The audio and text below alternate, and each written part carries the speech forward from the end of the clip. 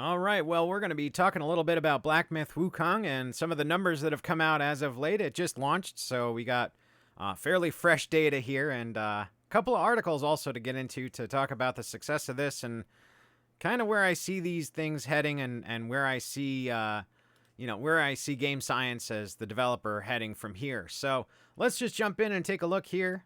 First thing is obviously SteamDB to take a look at those numbers. So you can see that they started very strong at almost 1 million simultaneous players, got to a peak of 2.2 million, and now it's dropping back down because that's how these things go. I would not be surprised though if the numbers got back up to that 2.2 million. Either later on this week or this weekend, and maybe even surpass it. Since it released early in the week, I don't know how that's going to go because usually weekend numbers are stronger, but if you've been live for a week, that kind of negates the whole thing and kind of cancels out that strength on the weekends because you've had players coming and going during the week playing the game.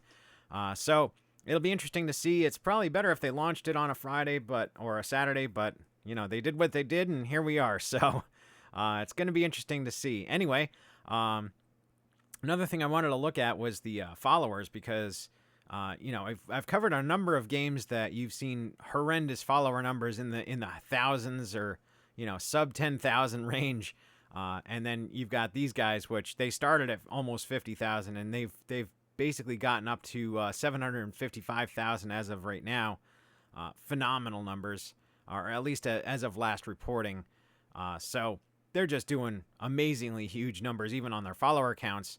And, that makes sense because this is a game that did very, very well. You can see like the Twitch stats. I mean, the all-time peak, 428,000 people.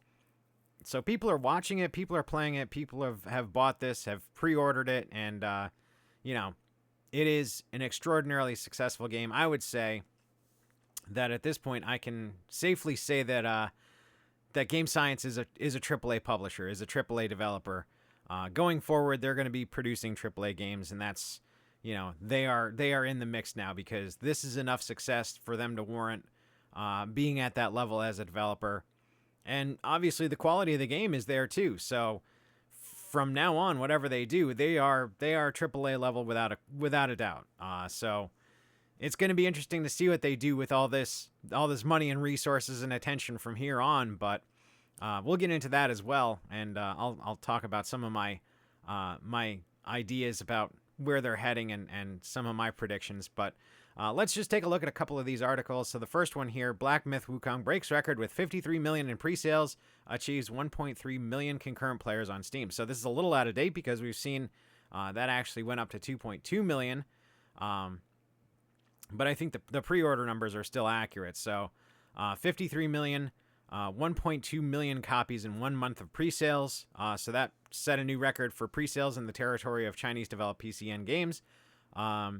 Then the other record that they beat is the platform's data reporting. This is on Steam of 70 terabits per second, which I guess the last one, the last record holder was Cyberpunk 2077. So these guys smashed the Cyberpunk record. Makes good sense because of the way Cyberpunk did things, CDPR. They put it on GOG first, and that was their main focus platform, and then Steam kind of was an afterthought in a lot of respects. So it does make sense that it wouldn't have been as much as this, and Cyberpunk, obviously, I mean, Cyberpunk did better than Black Myth Wukong, I would predict. However, it's still early, so they could still beat them in sales.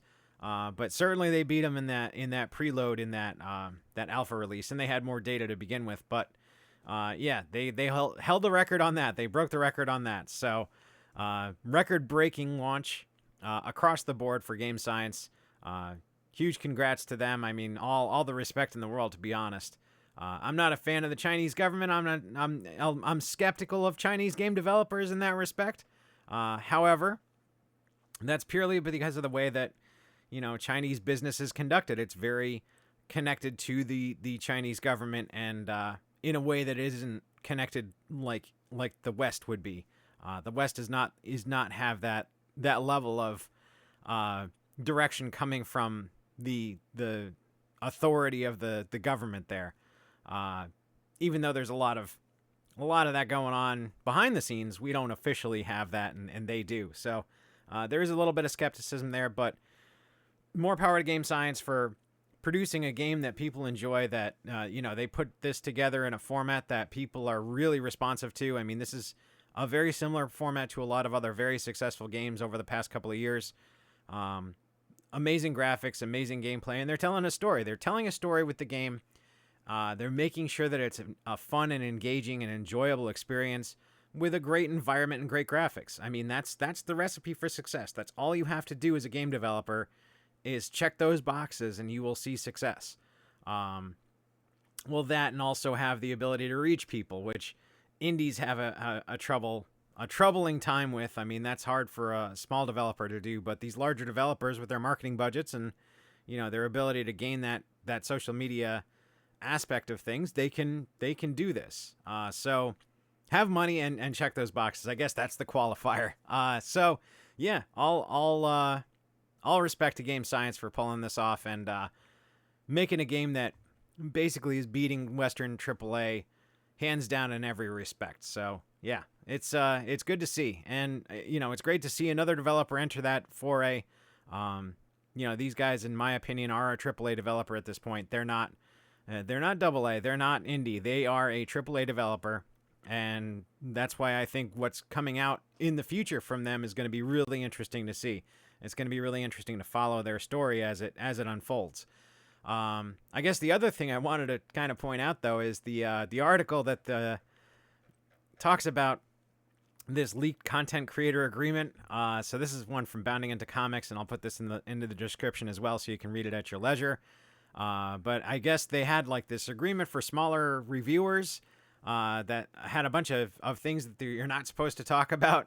And that included politics, violence, nudity, feminist propaganda, fetishization, and other content that instigates negative discourse.